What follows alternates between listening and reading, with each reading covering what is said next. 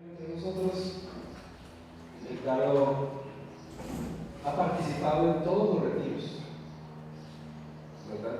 En todos, no uno que no. Y continuará haciéndolo seguramente con muchos más. Voy a presentarlo más formalmente. Él es originario de Tepatitlán, Jalisco. Estudió 4 años en el seminario de su diócesis, San Juan de los Lagos. Posteriormente, a raíz de su pertenencia al grupo de la Divina Voluntad, ha colaborado como coordinador de la Comisión Diocesana de Laicos, como presidente del Consejo de Laicos en la provincia eclesiástica de Guadalajara y miembro de la Dimensión de Laicos de la Conferencia del Episcopado Mexicano. Ha compartido retiros de espiritualidad en otras diócesis de México, de Estados Unidos y Latinoamérica, con la aprobación de su obispo, Monseñor Jorge Alberto Cavazos Arizpe. Actualmente ha iniciado ya una experiencia de vida religiosa con los benedictinos en la Divina Voluntad, o de la Divina Voluntad. De la Divina Voluntad. Ricardo, pues que Jesús en ti hable. Gracias. Benjamín, no dije eso. Perdón, el tema que nos va a compartir, la Iglesia, su resurrección y sacerdocio.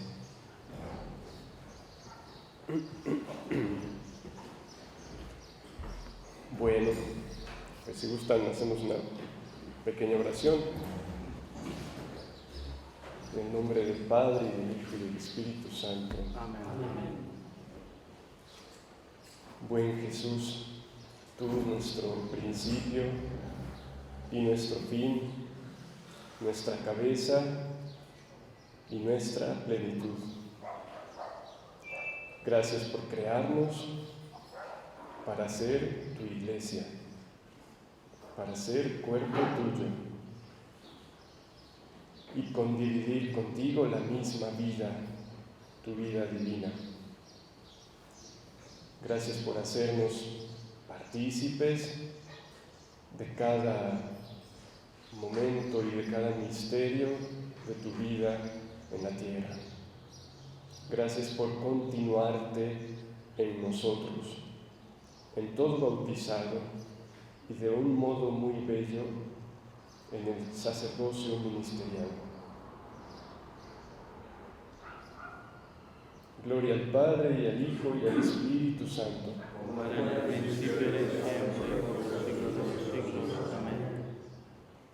Te suplicamos, Madre bendita, tu espíritu humilde, amoroso, de escucha, a ti, que si bien eres Madre y Reina, primero fuiste sierva y la más atenta y humilde de las discípulas de Cristo. Danos ese espíritu, por medio del cual el Señor puede poner en nuestra alma los inmensos tesoros de vida divina que contiene su palabra creadora. Ave María, llena de gracia, el Señor es contigo. Bendita tú entre las mujeres, bendito el fruto de tu vientre, Jesús. Santa María, Madre de Dios, ruega por nosotros En el nombre del Padre, y del Hijo, y del Espíritu Santo. Amén.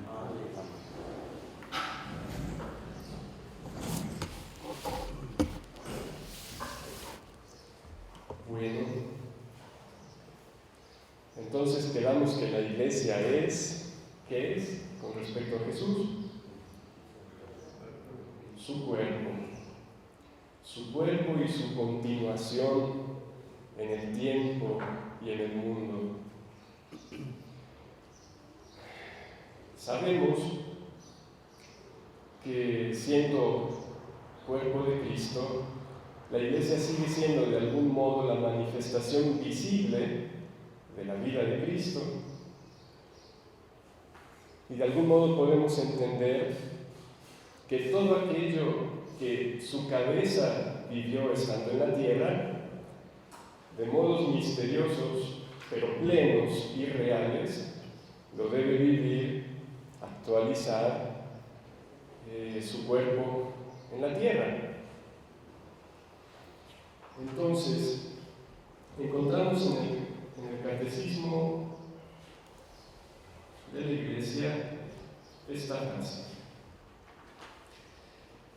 que yo casi siempre repito porque para mí ilumina todo. Y el cardenal Ratzinger a su momento decía que este numeral del catecismo, el 521, es como la llave que ayuda a entender el resto.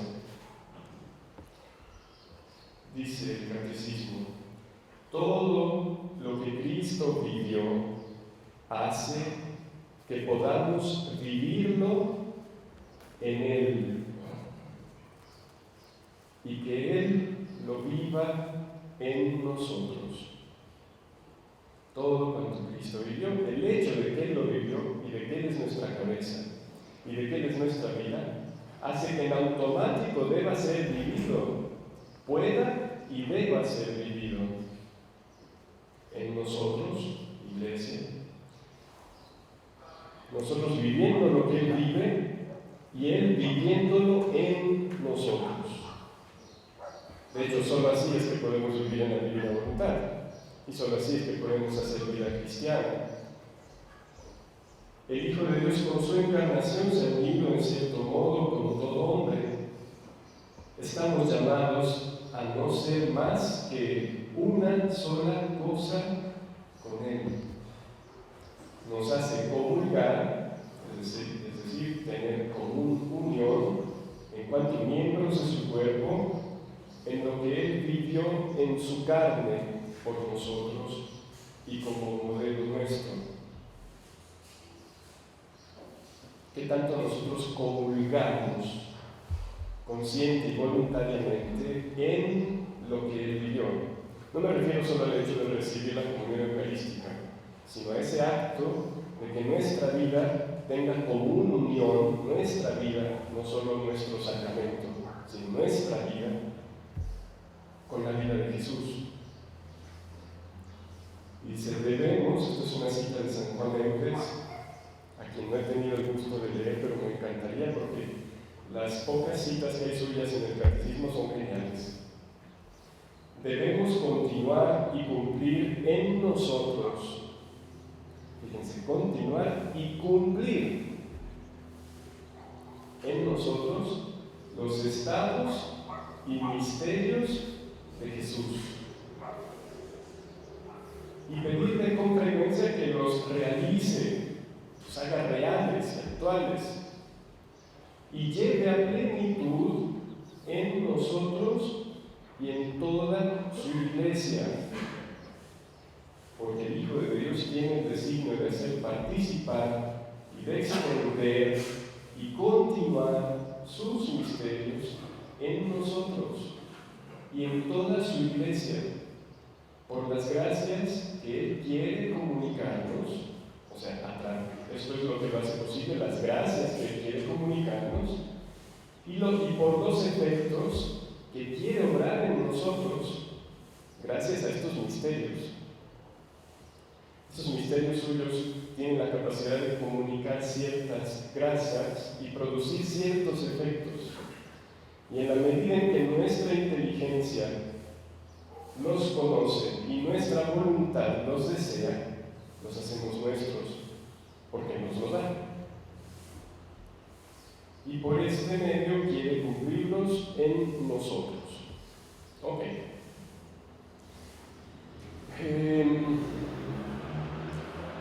Nosotros hemos sido ya sumergidos en la vida, pasión y muerte de Jesús. Sí, con el bautismo. Eso es el bautismo.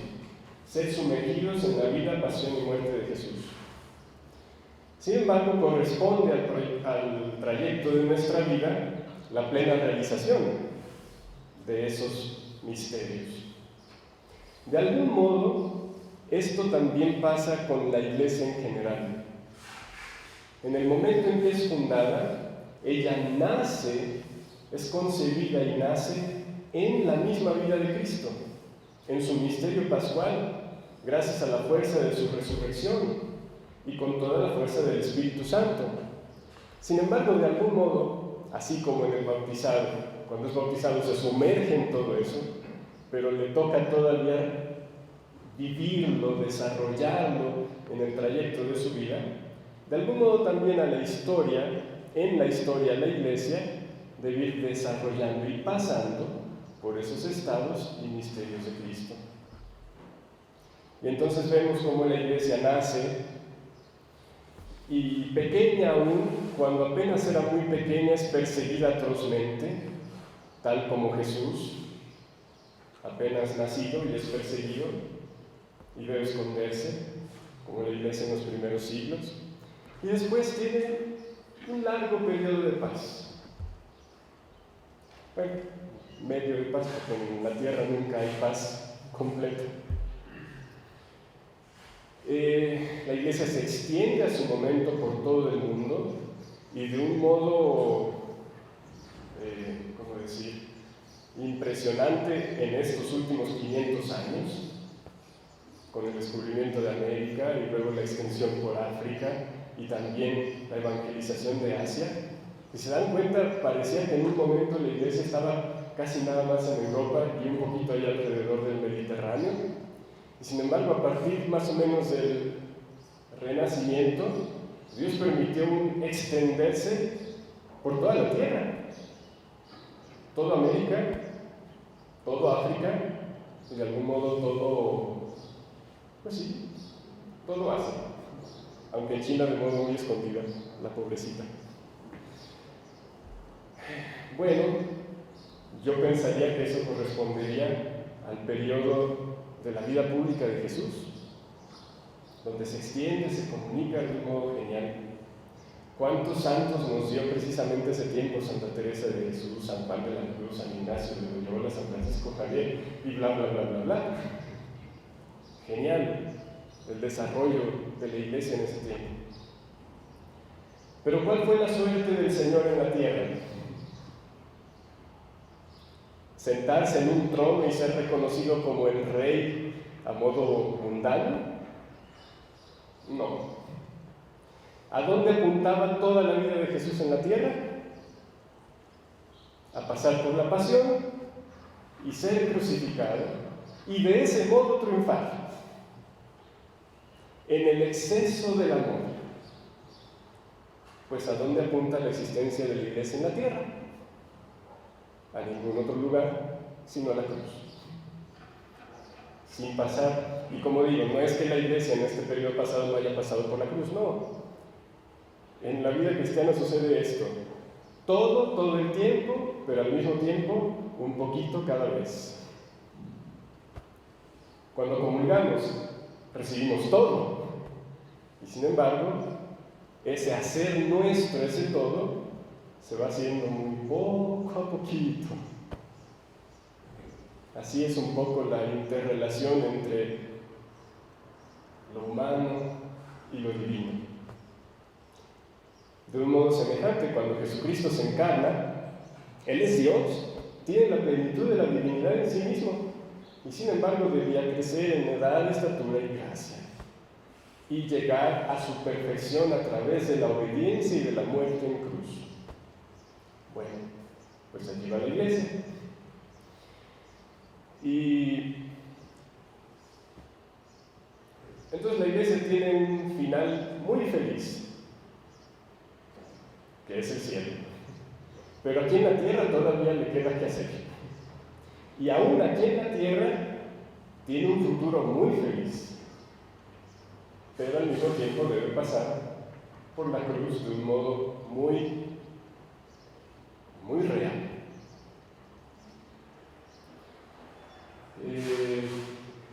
Ahora que estoy en Italia, les decía el otro día a algunos padres, en la provincia eclesiástica en la que estoy, de la Emilia, creo que son como 7 o 8 diócesis, y en el seminario, porque tienen un solo seminario para esas 7 o 8 diócesis, solo hay 20 seminaristas. Es así como, ups, ¿y qué va a pasar con todas esas iglesias?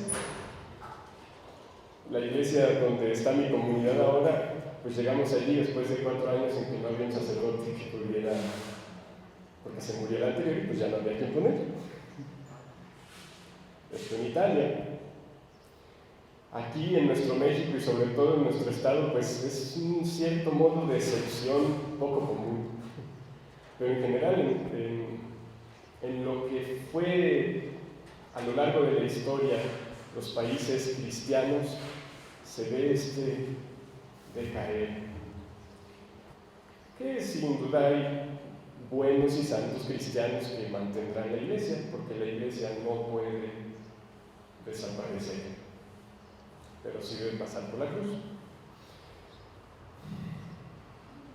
Sabemos que estamos en un tiempo de una rebeldía casi completa a Dios. Yo sé que pecado ha habido siempre, inmoralidad ha habido siempre, aborto sin duda ha habido siempre, pero nunca en la magnitud de ahora. Y además la historia en el pasado, aquellos pueblos tenían una pequeña excusa o atenuante, que no conocían el Evangelio. Y en cambio, ¿qué vemos ahora en nuestra sociedad? Que el mundo ha sido evangelizado y después de conocer la fe, el mundo en general dice, no lo queremos, no nos importa. Esto hace una marcada diferencia con el grado de pecado que podía haber en el Imperio Romano y en todas las culturas de no sé dónde, que se ha conocido la verdad y se la ha rechazado. El grado de conocimiento tiene mucho que ver en el grado de culpabilidad. Bueno, pues eso pasa ahora. ¿Y qué va a hacer Dios? Decir, pues me cruzo de manos, me rechazan, no tengo ya nada que hacer. No. Llevar a los extremos del amor la vida de Cristo en la iglesia. Quizá por medio de pocos, porque en la cruz pues no es que hubiera una multitud de creyentes amando. Había pocos, pero amando al extremo.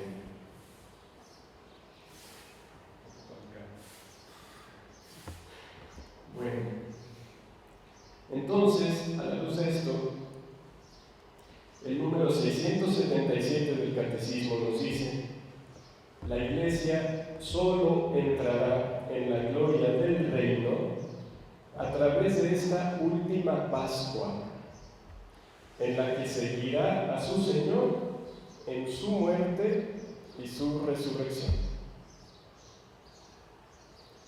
La Iglesia, como fiel discípula de Cristo, eso debe hacer, seguir las huellas del Redentor.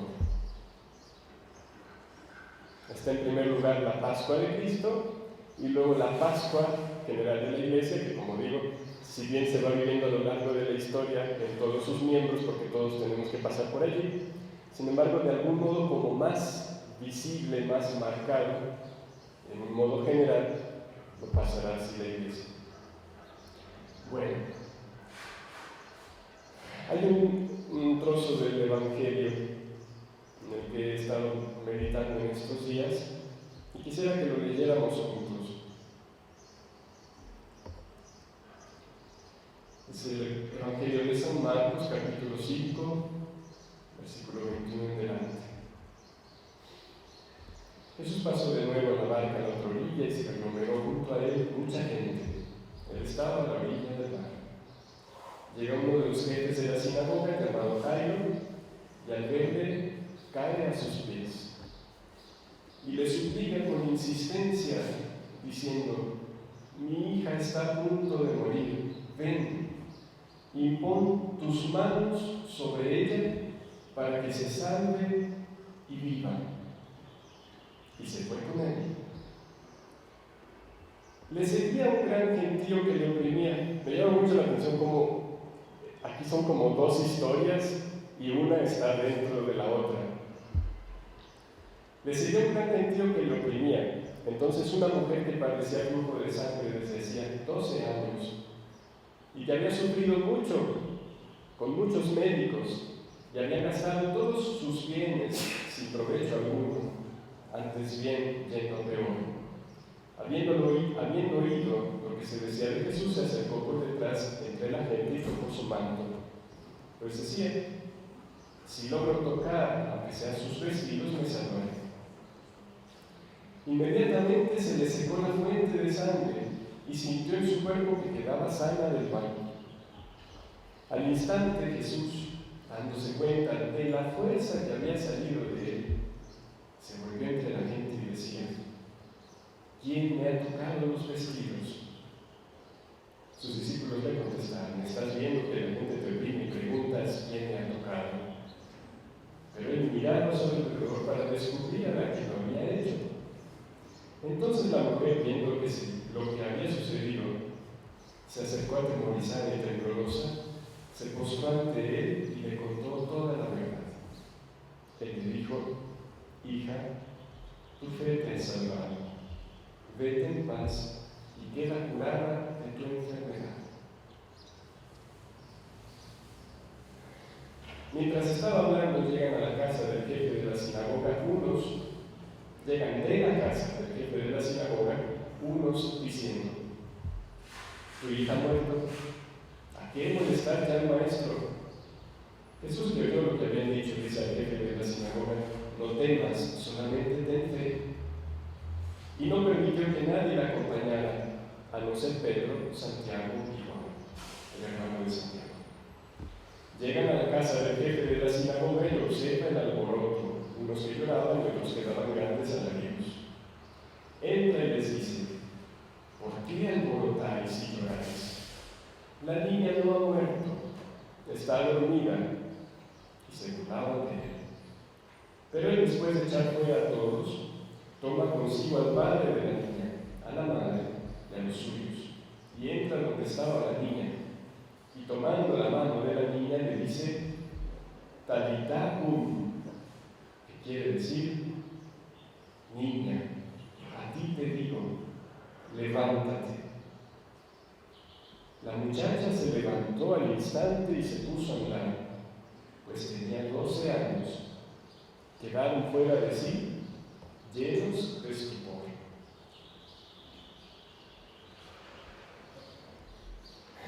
Me llama la atención cómo se repite en este evangelio 2 veces el número 12. En la escritura hay un libro donde todo es 12. ¿Cuál es? El Apocalipsis. Y la Jerusalén tenía 12 puertas y 12 nombres y 12 perlas y 12 piedras y 12 columnas, y había los árboles y el árbol de la vida que daba fruto 12 veces al año, del nuevo mes, y 12 y 12 y 12 y 12 por todas partes.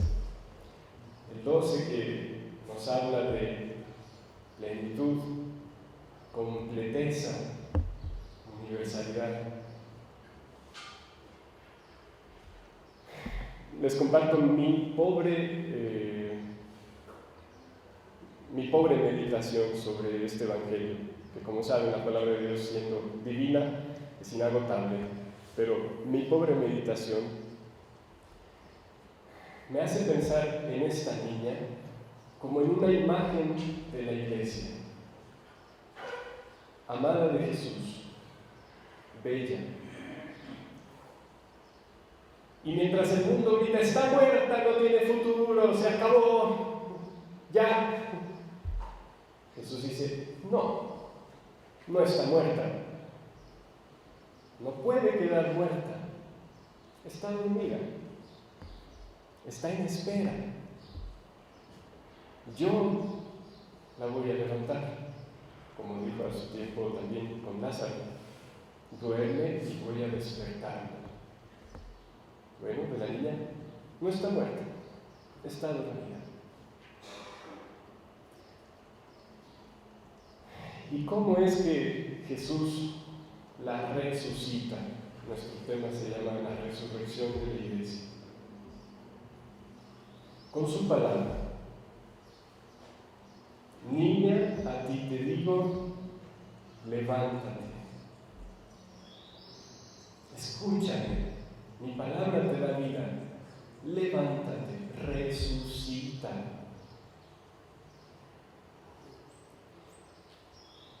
Y nos dice el Evangelio que tenía 12 años, o sea, es en un momento de plenitud, de llegar a una mayoría de edad que permite pasar a otra etapa, a otra época, a la adultez. Me llama, como les decía, la atención que en el trayecto en el cual Jairo lo lleva a su casa, aparece también aquella otra mujer, distinta de esta, una mujer que había estado casada y que tenía una enfermedad cruel. 12 años había estado casada también. Según yo, me da la impresión de ver en esa mujer la vida del querer humano. O sea, es el tratar de vivir, incluso haciendo el bien, porque no nos dice que fuera una mujer pecadora, como en otros casos, ¿no? Una mujer que no tiene la capacidad de retener en sí la vida. La vida se le va por el flujo de sangre. Ricky, vamos a tener que pausar por un momento. ¿A poco sí vamos a poder continuar el tema viendo ahí el pastel?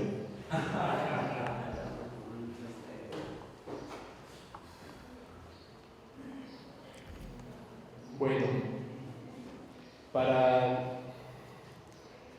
les decía, yo en estos días estaba meditando en esta lectura y no tenía en cuenta una lectura del libro del cielo que puede ayudar a comprender esto. Hasta ayer que estaba hojeando este folleto, vi que en las lecturas que tenía Alejandra Cuña había una que por cierto no alcanzó a leer y que creo que podemos leerla ahorita. Ya ven que no tiene páginas, pero si pueden reconocer en qué lugar está eso.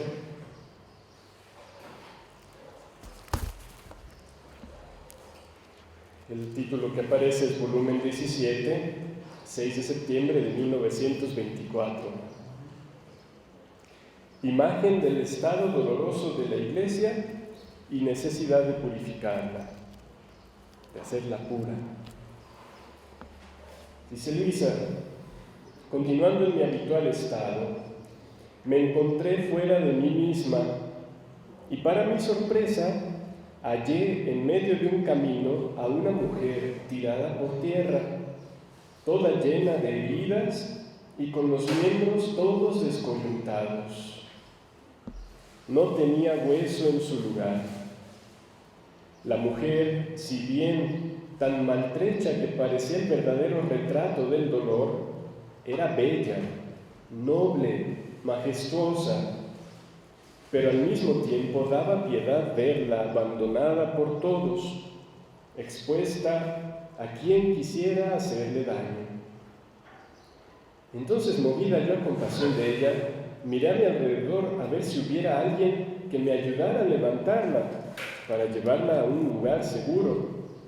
Y oh maravilla, junto a mí estaba un joven que me parecía que era Jesús. Y juntos la levantamos de la tierra, pero a cada movimiento sufría penas desgarradoras debido a la dislocación de los huesos. Y así poco a poco la transportamos dentro de una casa sobre una cama. Es imposible no pensar también en la parábola del buen samaritano. Y junto con Jesús, que parecía que amaba tanto a esa mujer, que quería darle su propia vida para salvarla y darle la salud, tomábamos en nuestras manos sus miembros dislocados para ponerlos en su lugar. Al toque de Jesús, esos miembros se acomodaban y esa mujer se transformaba en una bella y graciosa niña. Yo quedé asombrada de esto y Jesús me dijo: hija mía, esta es la imagen de mi iglesia. Ella es siempre noble, llena de majestad y santa, porque su origen está en el Hijo del Padre Celestial. pero a qué doloroso estado la han reducido los miembros incorporados a ella. No contentos de vivir santamente a la par con ella, o sea, no estando contentos de cumplir esa misión, de vivir santamente a la par de la Iglesia, que es santa, la llevaron en medio de la calle, exponiéndola al frío, a las burlas, a los golpes, a sus mismos y sus mismos hijos, como miembros descoyuntados, viviendo en medio de la calle, se han entregado a toda clase de vicios. El amor al interés que predomina en ellos los hace ciegos y cometen las más feas infamias y viven junto a ella para herirla y gritarle continuamente: sea crucificada, sea crucificada. Me hace recordar también aquellas imágenes del profeta cuando le dice al Señor: ¿por qué has permitido que la valla de tu vid sea quitada y la saquen y la destrocen y los animales hagan esto y aquello? Porque en la Iglesia no solo está la voluntad divina de su cabeza, sino el montón de nuestras voluntades humanas, que no saben vivir siempre nuestras voluntades en comunión con la divina. Y he allí el estado de descoyunción. No dejamos de ser sus miembros, pero miembros dislocados y a veces putrefactos. Y la Iglesia no nos echa fuera, nos mantiene allí. Y convive la santidad del Verbo Divino con la podredumbre de la voluntad humana en un mismo cuerpo.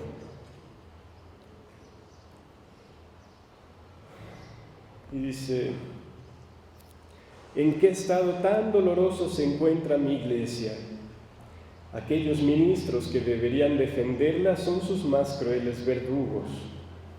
Jesús no está diciendo que todos, obviamente, pero algunos.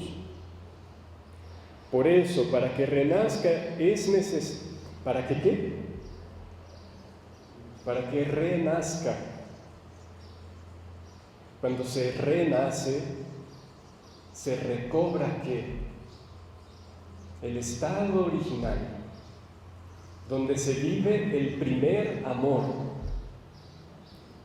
cosa que el Espíritu reclama a una de las iglesias, es decir, a uno de los tiempos de la Iglesia.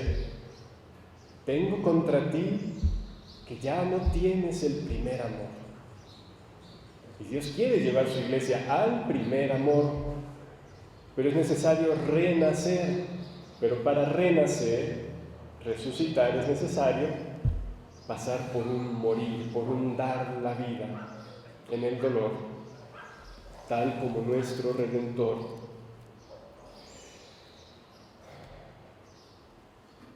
¿Dónde iba? Para que renazca es necesario la destrucción de estos miembros, para incorporarle miembros inocentes, desinteresados.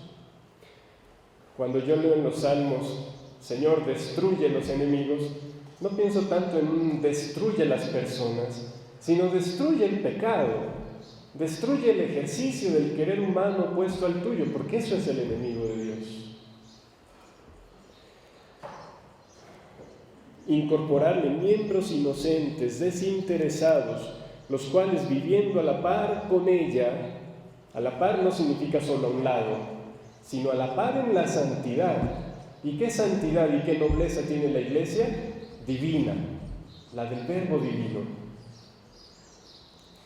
La hagan de nuevo bella y graciosa niña, tal cual yo la constituí, sin malicia, más que sencilla niña, para crecer fuerte y sana. Esta es la necesidad de que mis enemigos le hagan batalla, para purificarle los miembros infectados. De algún modo aquí, el florecer de las vocaciones se lo debemos a esa reciente persecución que regó nuestra tierra de sangre martirial. Bueno, no sé si eso pueda ser parte de la suerte de la Iglesia. Si analizamos a casi todos los místicos, apunta que sí.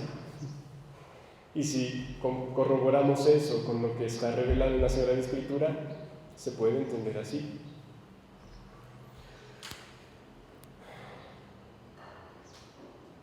Tú reza a fin de que todo redunde para mi gloria. Entonces, yo intento ver en este pasaje del Evangelio, en la primera mujer, pues la humanidad que vive en el querer humano. Y la Iglesia está en la humanidad. Y cómo es necesario que ese querer humano sea curado, que reciba la salud que es la divina voluntad, que le haga capaz de dejar de perder la vitalidad, como pasaba con esa mujer. Y una vez curado la voluntad humana, volviendo a su origen, que es Jesús, habiéndolo tocado, habiendo sido llamada hija, o sea, ¿quién es un hijo sino aquel que recibe la vida de alguien? Entonces se pasa esa transformación donde se convierte en niña que sin embargo está en la madurez y es capaz de producir fruto. Por eso los 12 años. Niña. Entonces, ¿cómo debe resucitar la Iglesia? ¿Siendo cómo? ¿Y por qué? ¿Por qué como niño? ¿Por qué como niña?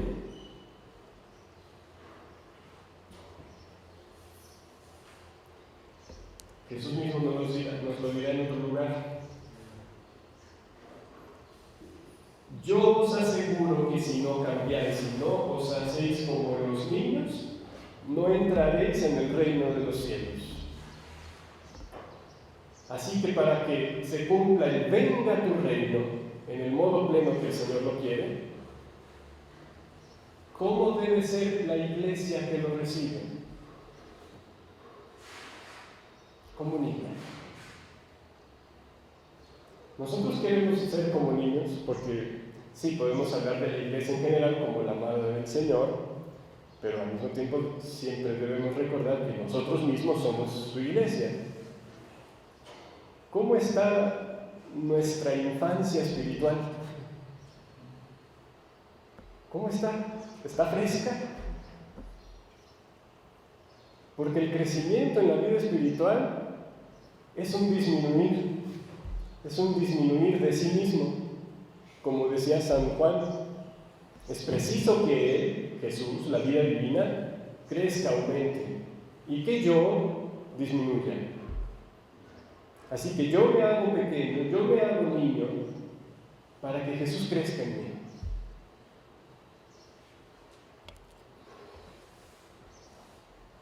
Y luego acá, en estos dos pasajes de Lucas y Marcos, que es el mismo momento, dice, veamos de San Marcos, capítulo 10. Le presentaban unos niños para que los tocaran, pero los discípulos les reñían. Mas Jesús, al ver esto, se enfadó. Y les dijo: dejad que los niños vengan a mí y no se los impidáis, porque de los que son como estos es el reino de Dios. San Marcos nos dice que Jesús se enfadó y les dijo a ellos. San Lucas nos dice: mas Jesús llamó a los niños.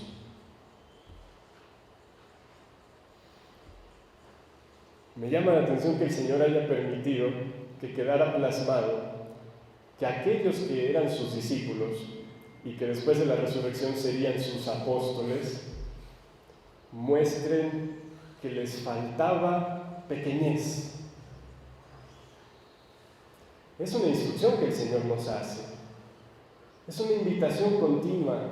Sean pequeños. La Iglesia debe ser pequeña, como niña, para poder recibir la plenitud del reino, porque solo como niño se recibe. En la simplicidad, en la inocencia, en la dulzura.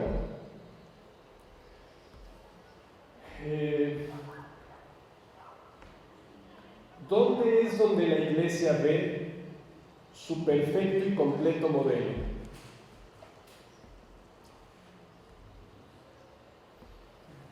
En ella, en María. La Iglesia, la Iglesia teóricamente siempre lo ha entendido. María es modelo perfecto, imagen del pleno cumplimiento de la Iglesia. ¿Y cómo era María? Si bien era mujer, señora, madre, reina, así como la vemos en Guadalupe, ¿cómo la llama Juan Diego? Señora y niña mía. Pues a eso está llamada la Iglesia. A ser señora porque es esposa del Señor, pero a ser niña, hija del Padre. Niña. Bueno, pues a eso estamos llamados nosotros. Jesús nos invita como hermanos suyos a ser señores con Él, porque Él es Señor de señores. Pero nos invita también como hijos del Padre a ser niños.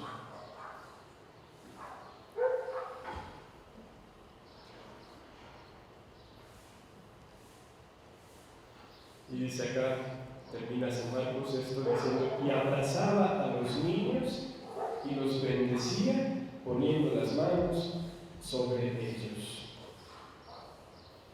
Recuerden que bíblicamente poner la mano significa conferir el propio poder, la propia salud, la propia vida. ¿Cómo es que curó Jesús a la hemorroísa? La hemorroísa lo toca, pero ¿qué pasa? Dándose cuenta de la fuerza que había salido de él. Jesús contiene una fuerza. ¿Cuál es la única fuerza vital de Jesús? La voluntad del Padre, que animaba, dirigía y cumplía en modo divino todos sus actos. Y de esta fuerza divina, que es la misma voluntad del Padre, es que Él da salud, santidad, salvación y divinización, porque somos cuerpo de una cabeza divina. Entonces la voluntad humana, a fin de curarse, debe recibir la fuerza que reside dentro de Jesús, y que es su querer divino, que nos hace capaces de ser niños que se levantan, que resurgen en la vida divina, en la frescura. Jesús le habla tanto a Luisa de ese volver a la frescura original, como el hombre salió de sus manos, porque propio del Señor es hacer nuevas todas las cosas, hacer nueva la humanidad. Y si la vemos ahorita no se ve muy nueva, está precisamente como la hemorroísa. ¿Y la Iglesia está afuera de la humanidad? No, está en la humanidad.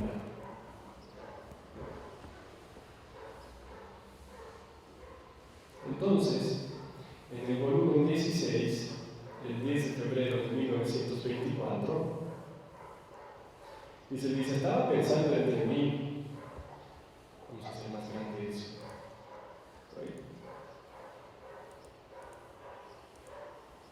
estaba pensando entre mí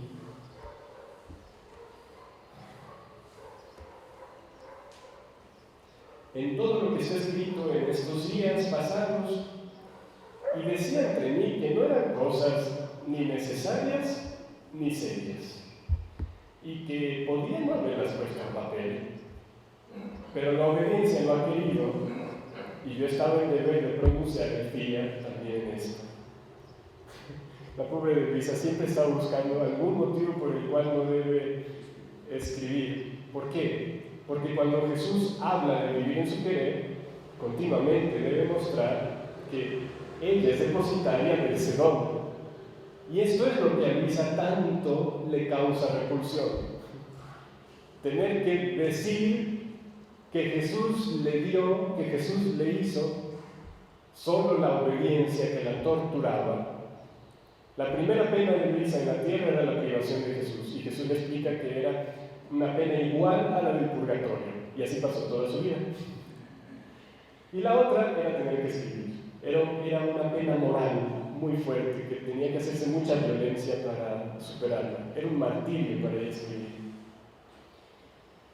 Pero no escribir por flojera, sino por el punto de mostrar lo que Dios le daba. Dice, mientras esto pensaba, mi amado Jesús me ha dicho, hija mía, sin embargo, todo era necesario para... Quizá ya se los he dicho, pero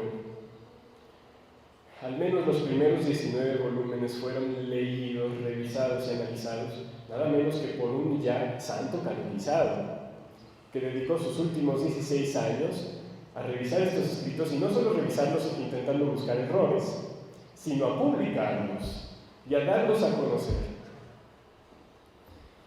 Bueno, y él, San Aníbal, viendo que a veces Luisa se permitía hacer resúmenes, o sea, Jesús dijo muchas cosas, pero pues yo lo digo nomás así. Y le dice, veo que a veces escribo un poco a la ligera. No debe ser así, porque cada palabra que recibe es del verbo divino y vale más que la creación. Así que si omite una palabra de lo que Jesús le dice, yo, como su confesor extraordinario, le impongo que eso es para usted pecado mortal. Imagínense, Luisa le suplica a Jesús que, y Jesús dice, soy yo que lo quiero. Está bien, ¿quién más me dijo? Bueno, entonces, todo era necesario para hacer conocer cómo se vive en mi querer. No diciéndolo todo, tú harías faltar una cualidad del modo como vivir en él, y por lo tanto no podrían tener el pleno efecto de vivir en mi voluntad. Como por ejemplo, bueno, antes de eso, Jesús empezó a llamar a Luisa siempre, o casi siempre, la pequeña recién nacida de mi voluntad. Y Luisa le pregunta, Jesús, ¿por qué desde hace tanto me sigues llamando siempre la pequeña recién nacida, que nunca voy a crecer? Y le dice, la virtud de mi voluntad es mantener pequeñas a las almas y grandes solo de mi vida. Y dice, mi madre fue siempre pequeña, fue siempre recién nacida, fresca por mi voluntad. Dice, como por ejemplo sobre el abandono del vivir en mi querer, si el alma no viviese toda abandonada en mi voluntad, como cosa propia de los niños, sería como una persona que viviese en un suntuoso palacio y ahora se asoma por una ventana, ahora por un balcón, ahora baja el portón, así que la pobrecita poco a la ligera pasa por sus estancias, no toma interés ni del régimen ni del trabajo que se necesita, ni de los bienes que hay, ni de lo que puede tomar, ni de lo que puede dar. ¿Quién sabe cuántos bienes hay? Y ella no toma interés. Por eso no ama como debería amar, ni tiene la estima que merece aquel palacio. Ahora, para el alma que vive en mi voluntad y no está del todo abandonada en ella, las reflexiones propias, los cuidados de sí misma, del yo, los temores, las turbaciones, todas cualidades de la adultez interior, no son otra cosa que ventanas, balcones, portones que se forman en mi voluntad y que saliendo frecuentemente se obligan a ver y sentir las miserias de la vida humana, o sea, de vivir en el querer humano. Y como las miserias son propiedad suya y las riquezas de mi voluntad son mías, se apega más a las miserias que a las riquezas, las reconoce más como algo propio. Entonces no tomará amor ni gustará qué significa vivir en mi querer. Y habiéndose formado el portón, un día o el otro, sella para vivir en el miserable tugurio de su voluntad. Mira entonces cómo es necesario el pleno abandono en mi voluntad, en mí, para vivir en mi voluntad, el pleno abandono en mí, para vivir en mi voluntad. Y es por esto que es Jesús que toma la mano a la niña, que la hace escucharlo, y ella lo obedece al mismo tiempo que se deja levantar por él.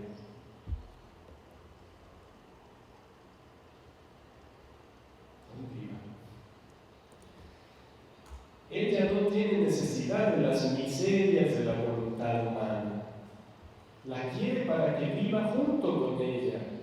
Que la voluntad humana viva de voluntad divina, dejando que el principio vital sea la divina.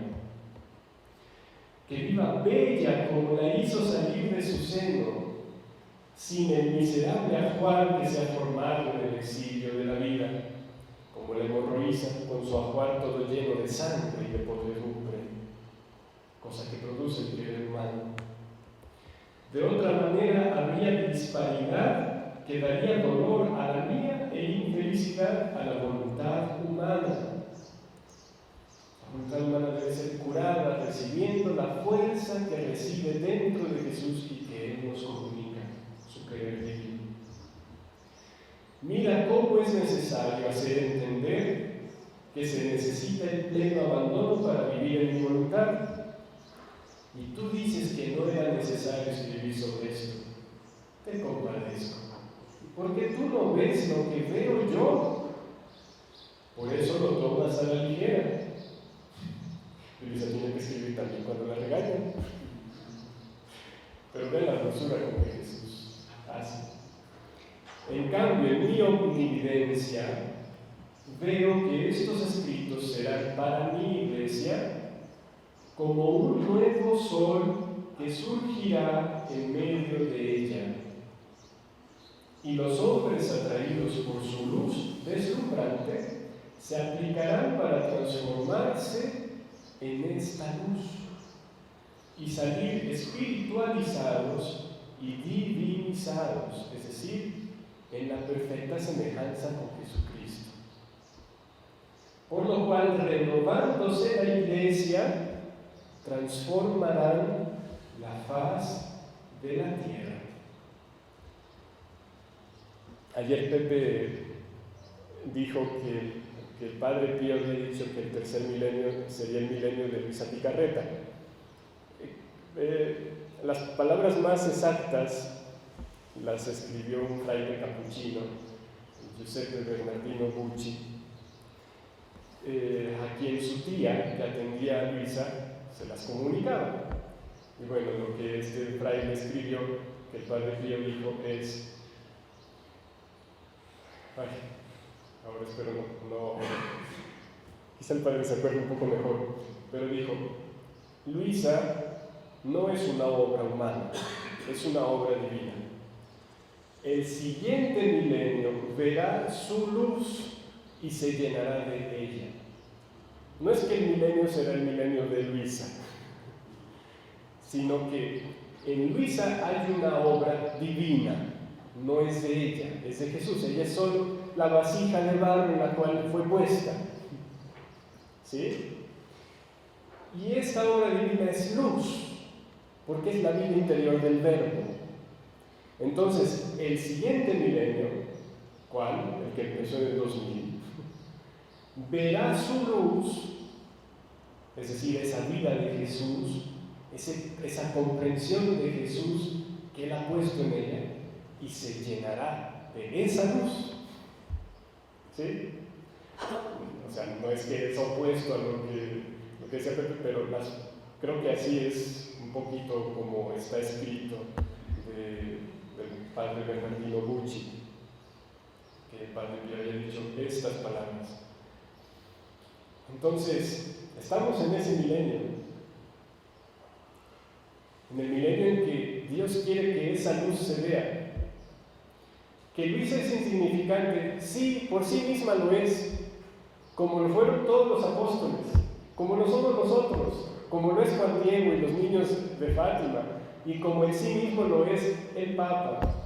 El punto es la obra divina que Él decide poner en cada persona y la misión que Él quiere realizar en cada persona. Y Jesús le dice a Luisa: a ti te elegí, porque vagué por las generaciones buscando la criatura más pequeña y te encontré.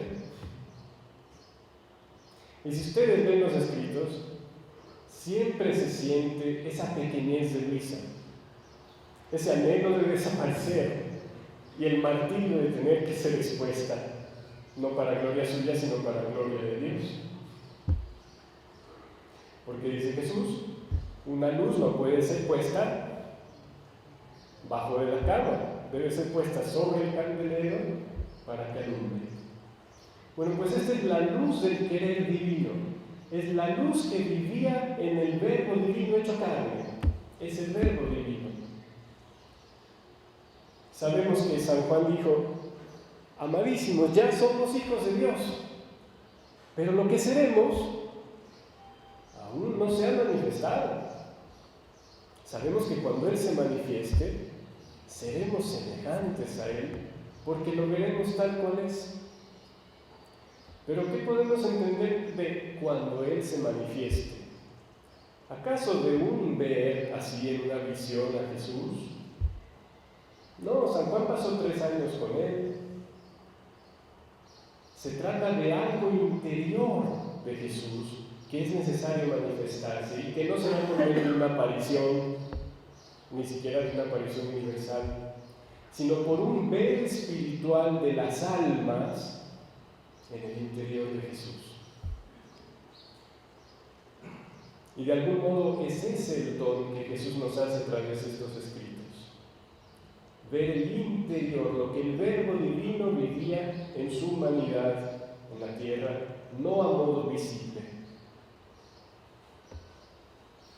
Entonces, Jesús dice: en mi omnividencia veo que estos escritos serán para mi iglesia como un nuevo sol que surgirá en medio de ella, y los hombres atraídos por su luz deslumbrante se aplicarán para transformarse en esta luz y salir espiritualizados y divinizados, por lo cual, renovándose la iglesia, transformarán la faz de la tierra.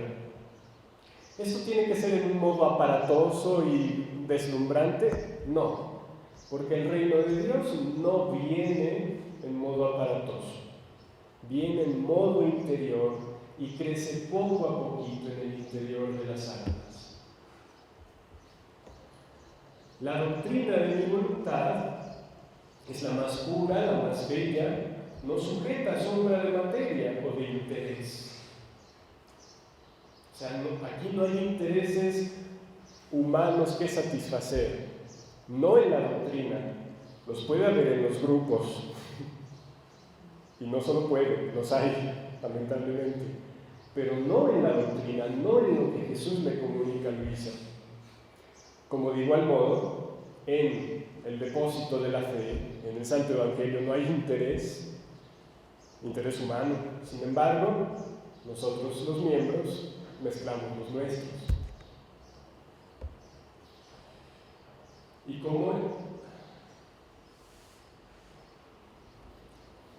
un pequeño comentario, en el Benedictus que rezamos cada día, Zacarías comienza diciendo: bendito el Señor de Israel, que ha visitado y redimido a su pueblo, suscitándonos esta fuerza salvadora en la casa de David. O sea, la encarnación que espiritualmente ya está viendo realizada en María, que al igual que José es el estirpe de David, y ve que ya está Dios en medio, y ya con su sola encarnación ya ha redimido.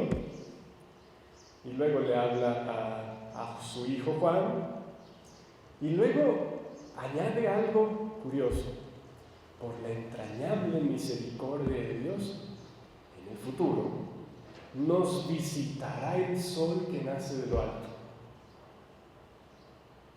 Y San Pedro, en su carta, nos dice que pongamos atención a los profetas, que es luz que brilla en la oscuridad, hasta que despunte en nuestros corazones el lucero de la mañana, Cristo. O sea, si Él ya vino en su venida primera en la carne, pero le falta, además de la venida final a juzgar vivos y muertos, falta la plenitud de la venida intermedia, esa de la que habla San Bernardo, que es la vida real del Verbo en las almas, de la cual una grande precursora es nuestra mexicana Conchita Cabrera, con la enorme gracia que Jesús le dio de la encarnación mística. Encarnación mística, que no es en nada separado del don de la divina voluntad. Es vida del Verbo divino, desarrollando sus acciones divinas por la comunión de la voluntad humana con la divina obrante en la humana, el don de la divina voluntad obrante en la humana. Y Jesús habla infinitamente de su voluntad como el sol del cielo, el sol que es el centro de la Trinidad, y el sol que pondrá en fuga las tinieblas del querer humano que aún reinan sobre la tierra. Y nadie lo puede negar, que el querer humano reina en la tierra. Y por eso suplicamos: venga tu reino, venga el reino, venga el querer divino a reinar en cada alma. Y como es luz, por sí misma se hará entender y se abrirá camino, no estará sujeta a dudas, a sospechas de error.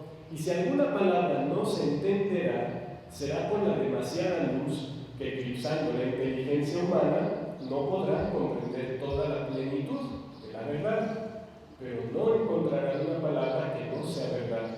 A lo más, no podrán del todo entenderla. Como siempre puede pasar que si nos agarramos solo de un pasaje fuera de contexto, juzgamos mal. Y esto pasa con la revelación pública también. Siempre es necesario la integridad. Y la integridad de este don se comprende, después de leer 36 volúmenes, de rodillas. Porque tampoco es un libro, un manual de información que hay que comerse. Es una vida de comunión con Jesús que se hace con Jesús. Yo leía los volúmenes este tiempo antes. Al entrar al monasterio, pues volví a empezar. Voy en el 3 desde hace más de un año. Pero lo leo con Jesús. Y de verdad que veo un efecto muy diverso. Porque no es solo información, es diálogo con Jesús, es comunión de vida con Jesús. Y algo muy importante, yo no leo el libro del cielo sin antes haber hecho una buena meditación, aunque sea del Evangelio del día.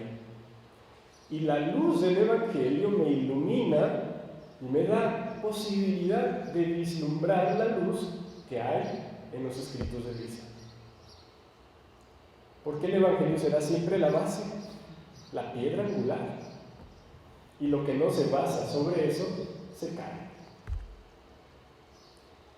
¿Y dónde encuentro a Jesús vivo para ver? Explícame, dime, y ahora arréglate tú conmigo porque yo no sé cómo hacerle. Pues en la Eucaristía. Dice: por eso, en vista del bien que veo, te incito a que nada dejes escribir, un dicho, un efecto, una semejanza sobre mi voluntad. Pues, esto ya se lo había dicho Jesús. San Aníbal todavía no, San Aníbal se lo dijo más adelantito, cuando le dijo: pues si usted omite algo, eso es pecado mortal.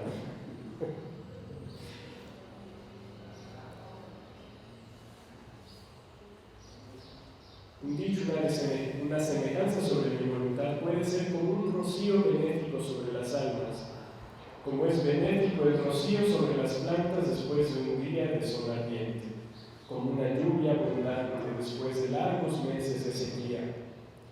Tú no puedes entender todo el bien, la luz, la fuerza que hay dentro de una palabra, pero tú, Jesús, lo sabes, y sabe a quién debe servir y el bien que debe hacer.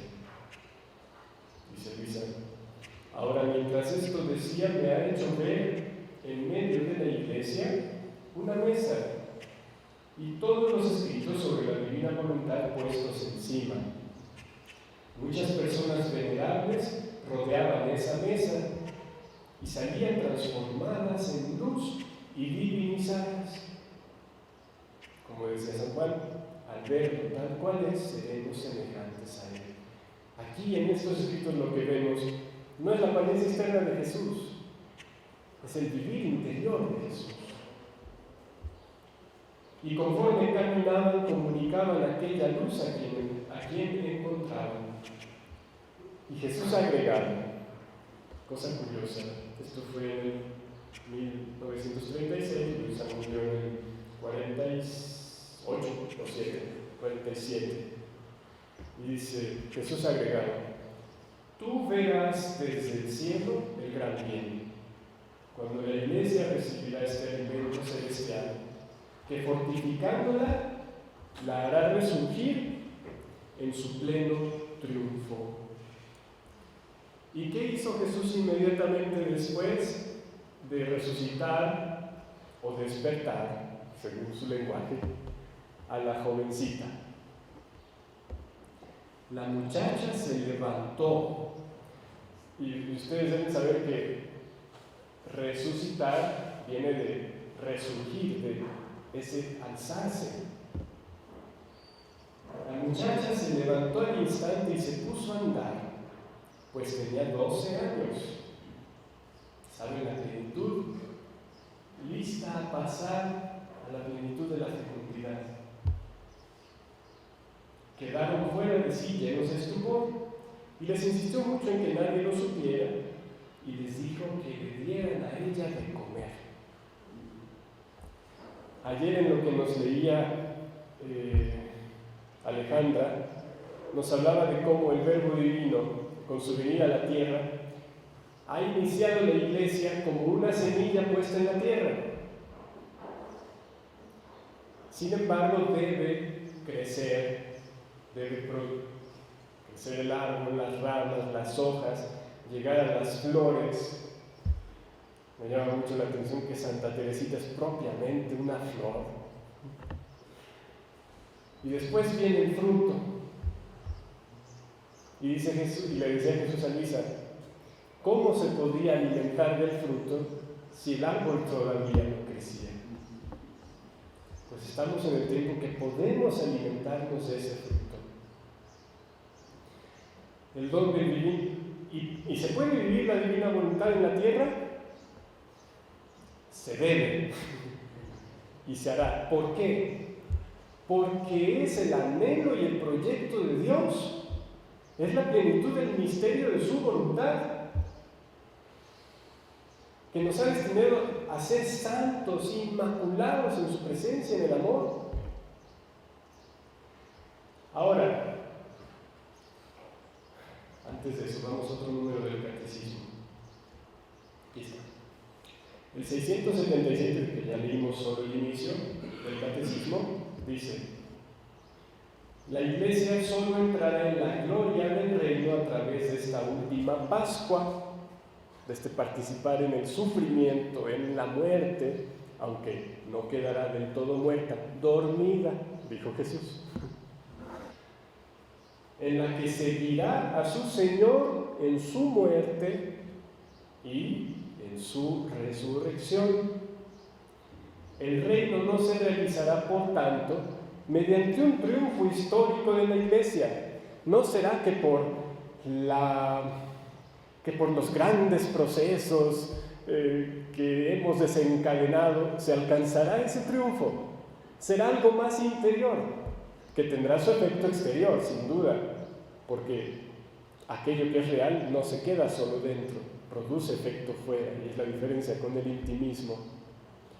Entonces, no será el producto de los esfuerzos humanos de la Iglesia ese reino. El reino no se realizará, por tanto, mediante un triunfo histórico de la Iglesia, en forma de un proceso creciente.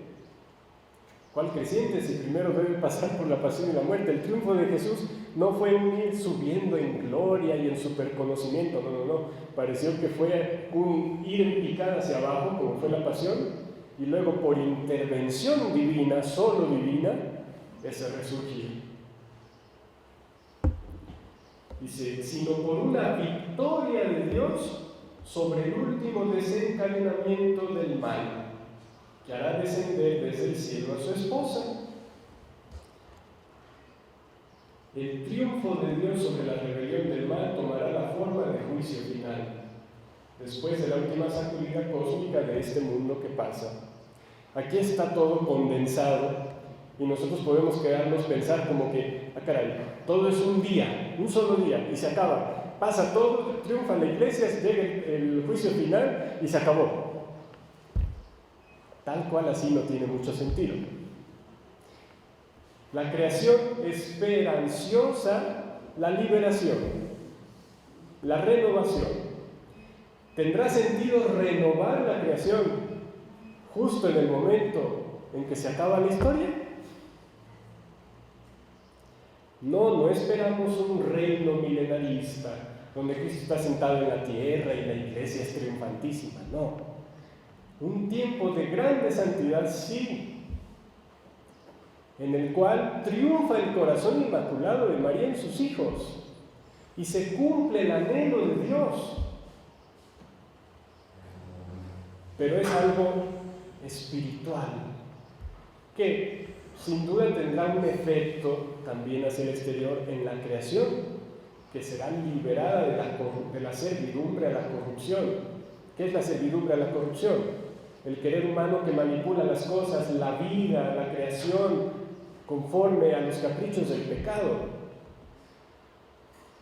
¿Y cómo será liberada la creación y la humanidad? ¿Cómo será liberada de la servidumbre a la corrupción? Cuando no sea la voluntad humana la que tiranice a la criatura, sino la voluntad divina que es orden, belleza, santidad, amor, perfección. Y como estábamos diciendo, siendo la iglesia cuerpo de Cristo, ¿dónde debemos mirar para entender el futuro de la iglesia? A la vida de Cristo. ¿Y qué vemos en la vida de Cristo? Que Jesús murió, resucitó e inmediatamente se fue al cielo. No. Jesús vivió glorificado en la tierra 40 días. O sea, en la tierra se debe vivir el modo glorificado, porque eso es la glorificación de Dios. Es de la tierra de donde Dios recibe la gloria. Por eso es en la tierra que el reino se debe vivir en plenitud.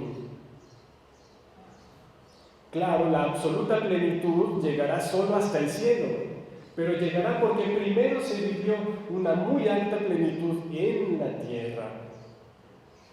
Entonces Jesús le dice a Lisa, lo explica a Lisa, que esos 40 días que su humanidad ya resucitada pasó en la tierra, son el fundamento, la sustancia del reino de la divina voluntad, ¿dónde? Sobre la tierra. En ese tiempo, ¿acaso Jesús le quitó el reino a César? ¿Quitó el trono a Pilatos, a Herodes? No, los dejó que siguieran como quisieran. Pero él tenía la plenitud de su vida glorificada en la tierra. Pues ese es el futuro de la iglesia. Así que unámonos, cada uno en particular, cuanto más podamos, al morir de Jesús, al morir de amor de Jesús, para recibir la resurrección de vivir en su voluntad y poder empezar a vivir en nosotros primero y luego comunicarlo, el reino de la divina voluntad. ¿Cómo estamos de tiempo? Puedes tomar si tú quieres 10 minutos más por lo que tengas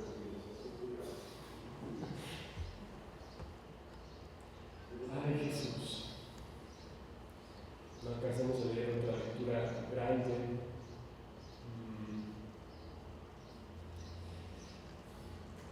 Esta lectura es muy bella. Jesús explica toda su vida, la de él, pero en el sentido de cómo el efecto de cada cosa que hacía era atraer el reino para nosotros en la tierra.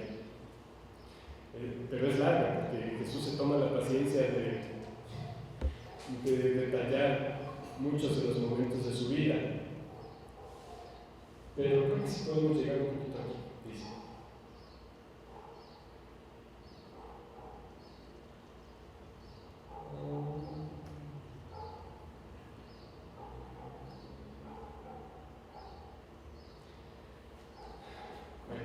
Veamos así. Oh, cómo mi vida pública simboliza.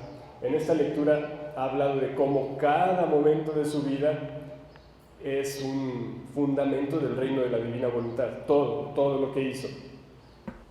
O cómo mi vida pública simboliza el triunfo del reino de mi fiat en medio de las criaturas.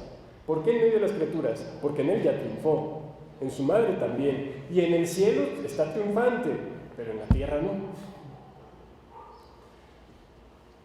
Que con verdades sorprendentes lo haré conocer, y para conseguirlo haré milagros y prodigios, que no tienen que ser externos, basta con que venza nuestra voluntad humana. ¿Qué mayor prodigio y milagro que ese? Para mí no sería más grande ver moverse una montaña que lograr saber que Jesús viva en mí.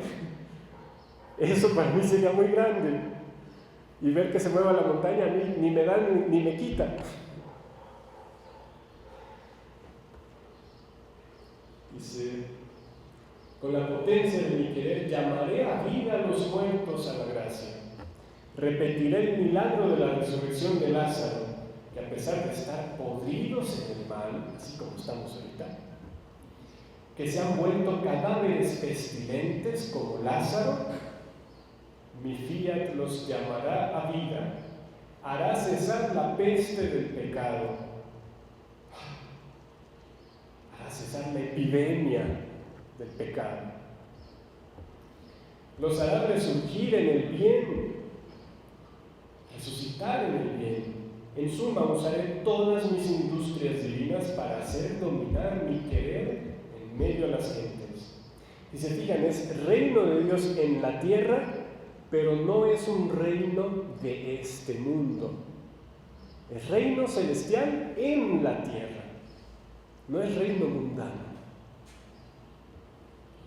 Ve entonces, en cada palabra mía que decía y en cada milagro que hacía, llamaba a mi voluntad a reinar en medio a ellas y llamaba a las gentes a vivir en ella.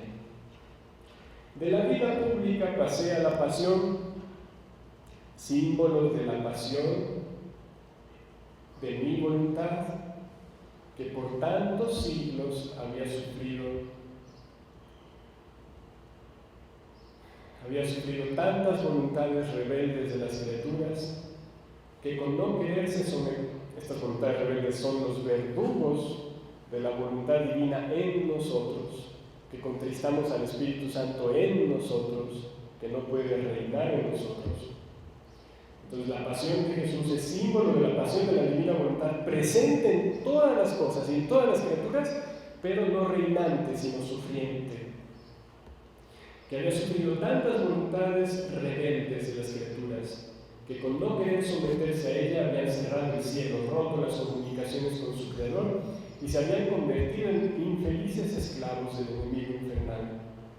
Mi humanidad lacerada, perseguida hasta la muerte, crucificada, representaba la humanidad infeliz sin mi querer ante la divina justicia.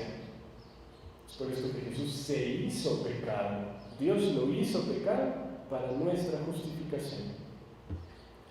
Y en cada pena llamaba a mi fiat a darse el beso de paz con las criaturas para hacerlas felices. y las llamaba ellas en él para hacer cesar la pasión dolorosa a mi voluntad. Así que por su dolorosa pasión ten misericordia de nosotros es por la pasión de Jesús y de la divina voluntad presente en todas las cosas, sujeta a la servidumbre, a la corrupción, porque no es la creación, es la voluntad divina en la creación. La creación por sí misma no existe. Quien anima cada cosa creada es la voluntad divina, y esa voluntad divina allí está sujeta por nosotros a servir a nuestros caprichos. La vida con la que pecamos, ¿de dónde la recibimos? De Dios mismo. Entonces, tenga el Señor la misericordia de hacernos vivir en su voluntad. Reino que brota de las entrañas de misericordia de Dios, del exceso de la misericordia de Dios. Finalmente, la muerte que maduró mi resurrección. La muerte hizo posible la resurrección. La que llamaba a todas las almas a resurgir en mi fiat divino. ¿Y cómo simboliza lo vivo mi resurrección? El reino de mi voluntad. Mi humanidad, que estaba llagada, deformada, irreconocible, imagínense en el sepulcro, resurgía sana, de una belleza encantadora, gloriosa y triunfante. Ella preparaba el triunfo, la gloria a mi voluntad, llamando a todos en ella e impetrando que todos resurgieran en mi querer, de muertos vivos, de feos bellos, de infelices felices. De muertos vivos, la niña, la hija de Jairo. De feos bellos, la mujer, la morriza. De infelices felices, los padres de la niña. El reino de la divina voluntad es la respuesta a todos los anhelos legítimos del corazón humano, porque están allí puestos por Dios y deben ser satisfechos por Dios mismo. Mi humanidad resucitada, esto es bello, mi humanidad resucitada asegura el reino a mi voluntad sobre la tierra. Fue mi único acto lleno de triunfo y de victoria. Y esto me convenía, porque no quería partir para el cielo si primero no daba todas las ayudas a las criaturas para hacerlas entrar en el reino de mi querer. Y toda la gloria, el honor, el triunfo a mi fiat supremo para hacerlo dominar y reinar. Por eso, únete conmigo. Hazte uno conmigo en mi voluntad. Y haz que no haya acto que hagas y pena que sufras en que no llames a mi voluntad a tomar su puesto real y dominante. Y como vencedora conquiste a todos para hacerse conocer, amar y querer por todos. ¿No es consolador? Así que vivamos la pasión de Jesús para vivir el reino de su voluntad. Esto se puede vivir junto. Jesús vivió su pasión en la divina voluntad. Nosotros continuaremos a vivir nuestra pasión en la divina voluntad, participando todos los días en la muerte de Jesús y todos los días en su resurrección. Ya acabé.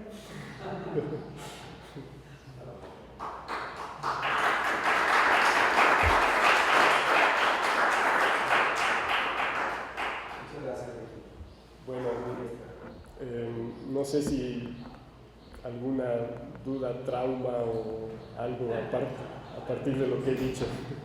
Con esto último, ¿cómo debe ser esa participación en la muerte de Jesús? Cada día. En todos los actos, Cada acto. Ay, Jesús. La explicación a todo eso son los primeros 10 volúmenes. Okay. Comenzando por el primero. Pero sí, obviamente hay una participación en un sentido muy místico. Pero en el plano práctico, continúa siendo la negación del yo. que no es poca cosa, que es un martirio no menor al de las llamas y cualquier otro martirio físico. De hecho, para Jesús, ese es el que busca.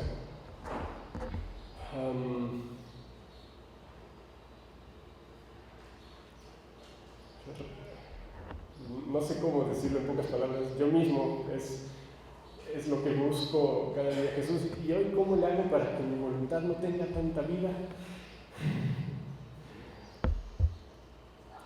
Teniendo sí un grande anhelo de vivir en la voluntad de Dios, pero por ahora teniendo una grande paciencia.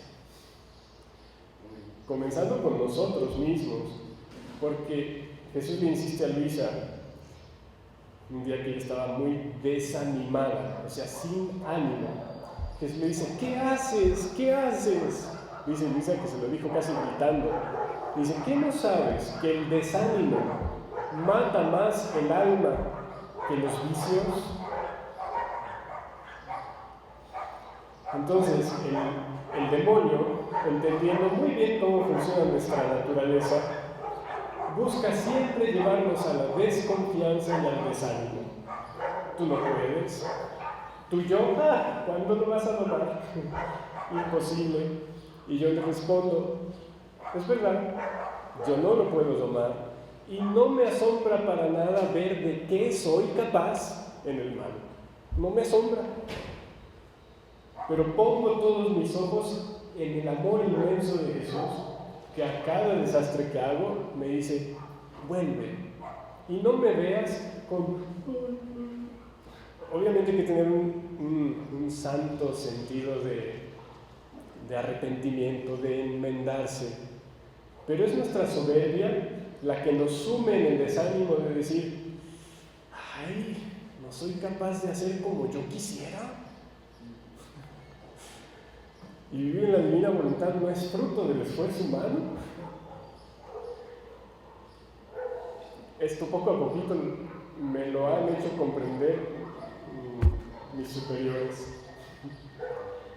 ¿Quieres vivir en la divina voluntad? Aprende mucho a confiar en Jesús, a no escandalizarte de tu miseria y a arrojarte, por cuanto más pobre te ves, arrojarte más en los brazos de Jesús. Y deja de verte, deja atrás tu yo, porque el vivir en la divina voluntad es mucho atención, mirada fija en Jesús y no en mí, verme a mí pero en Jesús, y ver a Jesús pero en mí. Entonces cada cosa que sufro, en vez de quedarme viendo a mí, Jesús, es más bien tú que sufres en mí. Sí, los efectos de tantos actos de mi voluntad, pero ahora olvido esos actos de mi voluntad y me enfoco en el acto tuyo presente ahorita aquí.